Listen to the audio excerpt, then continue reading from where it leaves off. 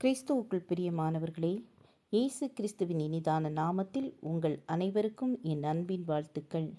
இன்றைய தினம் நாம் தியானிக்க இருக்கிற வசனம் யோசுவா 1 2 என் தாசனாகிய மோசே மரித்து போனான்.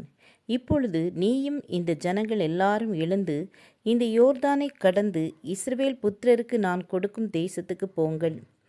இஸ்ரவேலரை மோசே எகிப்திலிருந்து அழைத்து கொண்டு வருகிறார். ஒரு பெரிய தலைவர் இந்த மோசே. ஆண்டவரோடு முகமுகமாய் பேசினவர். மோசே ஜனங்களை சரியாய் வழிநடத்தினார். இந்த மோசே மரித்து போன பின்பு இஸ்ரவேல் கோத்திரமே ஸ்தம்பித்து போனது. மோசேக்கு பின்னே தலைவனாய் வரவேண்டிய யோசுவா என்ன செய்வதென்று தெரியாமல் திகைத்து போனான்.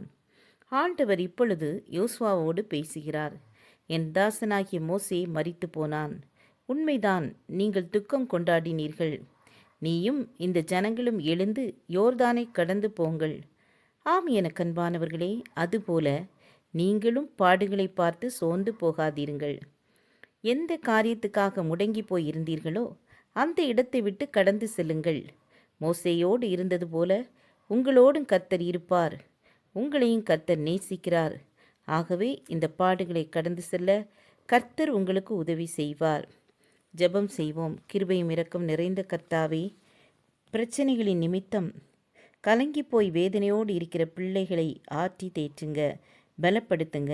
இயேசுவின் நாமத்தில் பிதாவே, ஆமேன் ஆமேன். God bless you.